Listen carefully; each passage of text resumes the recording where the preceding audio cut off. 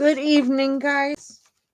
Tonight's discussion C deals with solo agers and end of life care. Okay, so we're going to get into that for tonight's C. So please join me for tonight's discussion C.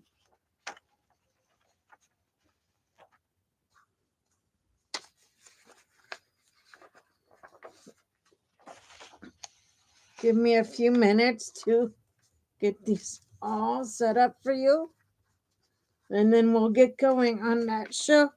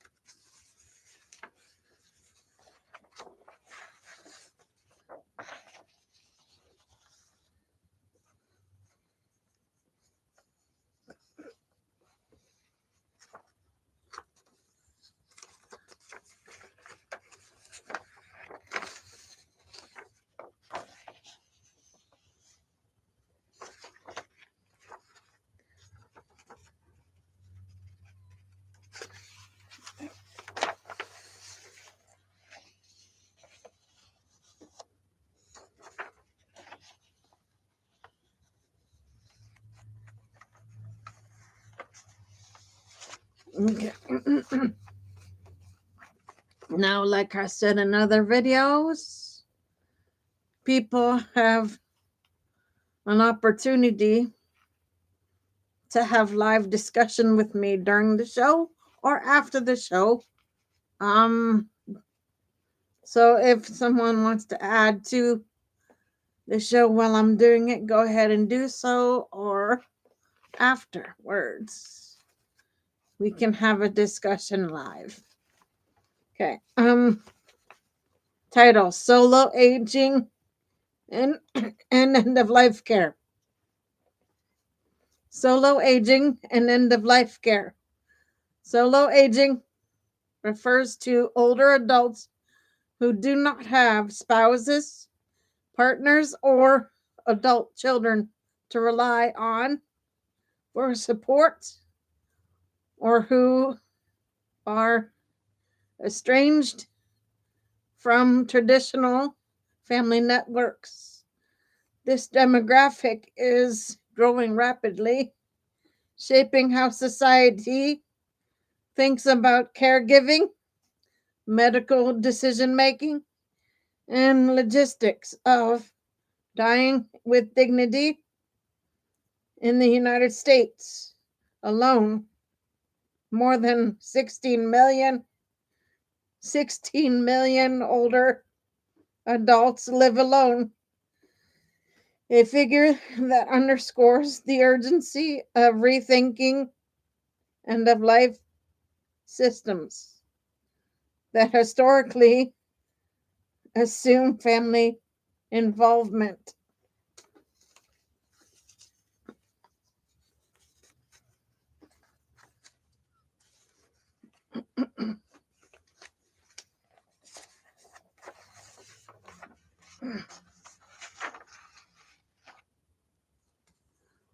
What solo agers what solo aging looks like day to day. For many solo agers, the absence of a built-in caregiver means they must take on responsibilities that others often delegate to family. Medical navigation, coordinating appointments, managing hospital discharges, and advocating during emergencies, surrogate decision making, identifying trusted individuals outside the family, friends, neighbors, or professionals to act as healthcare proxies.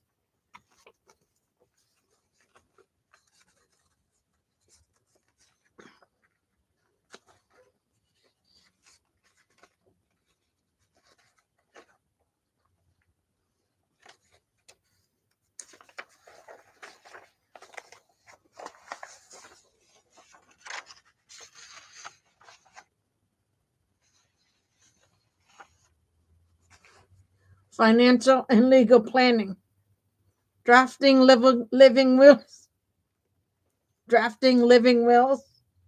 establishing power of attorney, and organizing accounts so others can step in seamlessly if capacity is lost.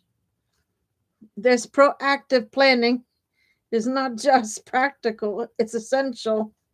Without it, solo agers risk delays in care, unwanted interventions, or confusion about their wishes. Why end of life care is uniquely complex for solo agers. End of life care depends on timely decisions, bedside advocacy, and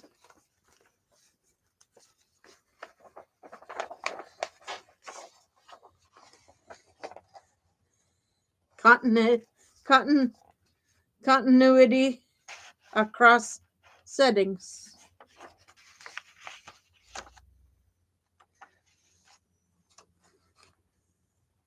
Without family caregivers, solo agers face distinctive challenges.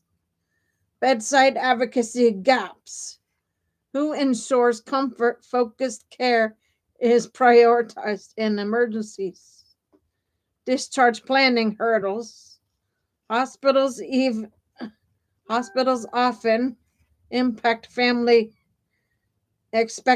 to coordinate home support, leaving solo agers vulnerable to unsafe transitions.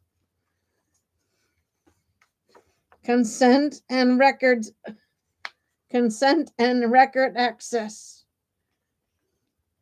Who can legally authorize procedures or access medical files after hours?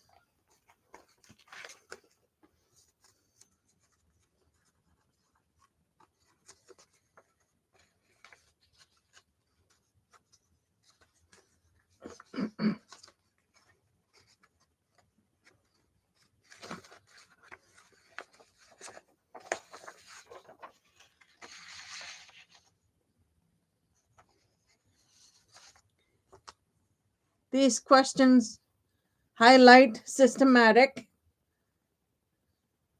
blind spots. Healthcare structures often assume family involvement, leaving solo agers at risk of fragmented or inequitable care. Key questions solo aging raises. Decision autonomy. Who steps in as healthcare proxy when no family member is available? Care logistics. Who coordinates hospice, palliative care, or home health services? Documentation access.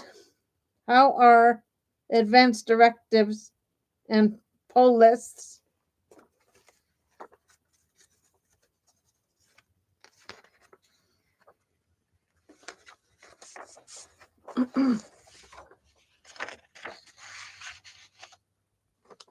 forms securely shared with non-family surrogates? Emergency planning. What happens during hospitalizations at night or on a weekend when immediate consent is needed. Social protection. How can solo agers guard against isolation, exploitation, or scams while maintaining autonomy?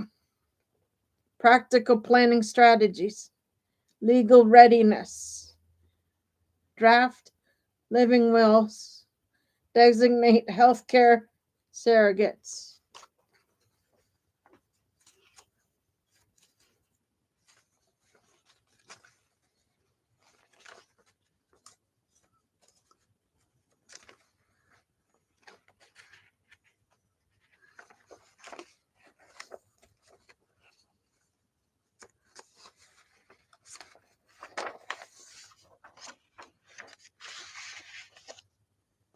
And establish financial power of attorneys. Care team building. Identify trusted allies, friends, neighbors, or professionals and connect with local aging networks. Information systems. Centralize medical preferences, contacts, and emergency steps in a shareable packet. Preventative supports. Build social ties and mutual aid arrangements to reduce isolation and create informal backup care options.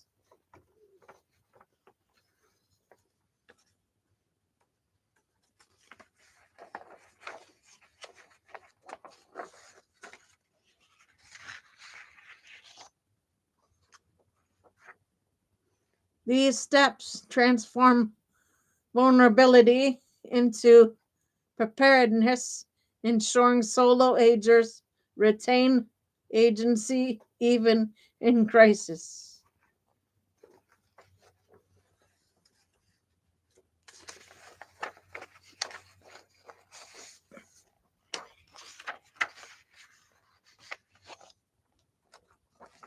Paid care coordinators, professionals who can step in to manage logistics and advocacy, accessible palliative care. Services that reach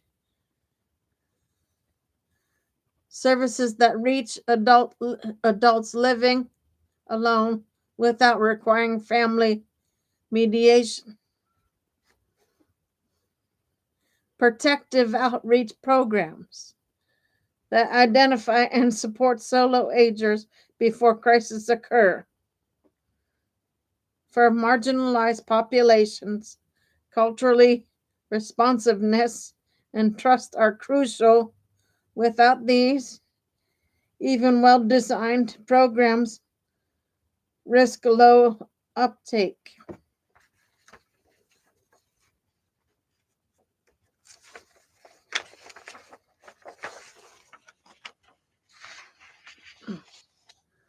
Solo aging is not simply a private matter. It's a societal challenge. It forces us to ask, how do we build systems that honor autonomy, dignity, and equity when family is absent? Addressing this question will shape the future of aging policy, community care, and end of life frameworks. Would you like me to sketch out a community based checklist tailored to Meadville's local resources? Something practical that solo agers can use to prepare for end of life care.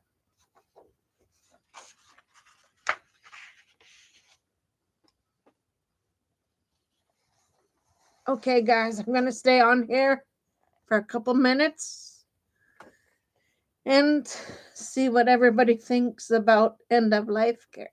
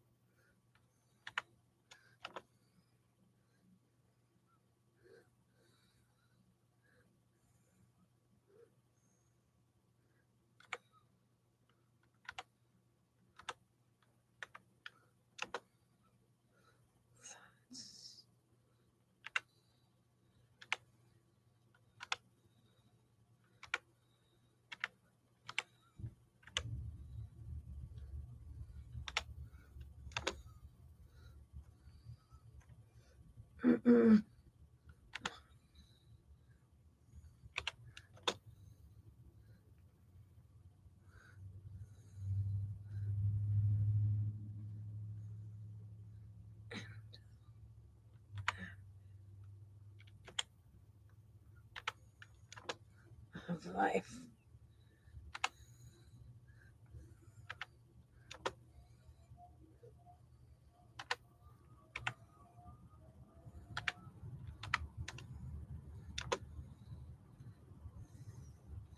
Care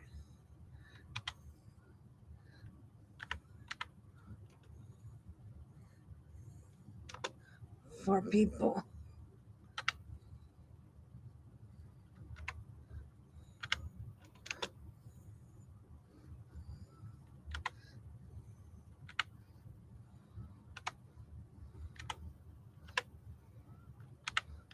Living alone. Living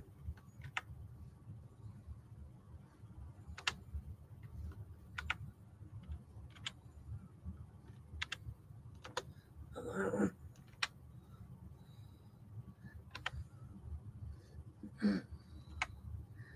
Any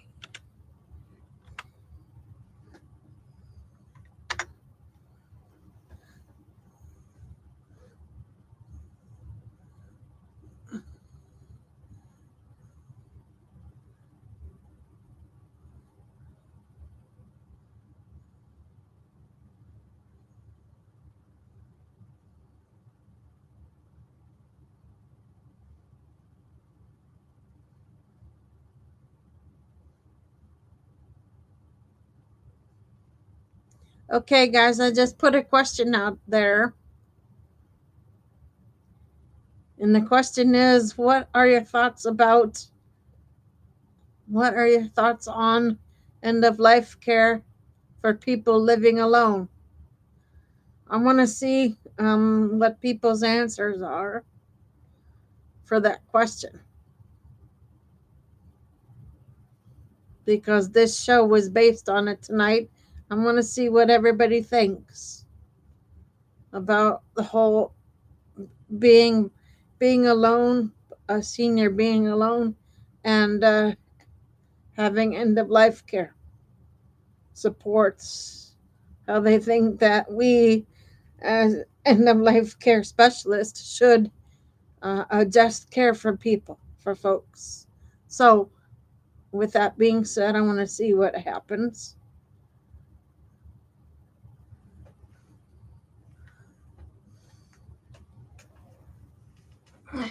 Any thought ideas, let me know.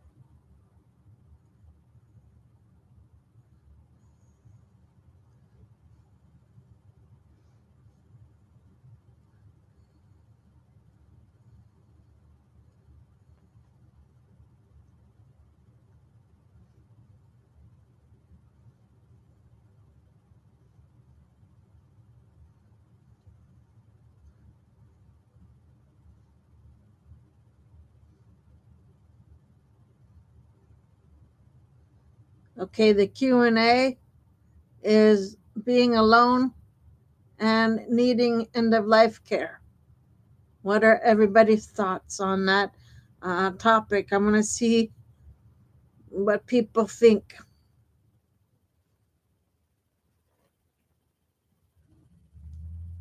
Leave it in the chat below for me, please, and I will see what I can do about getting other shows on for people's answer.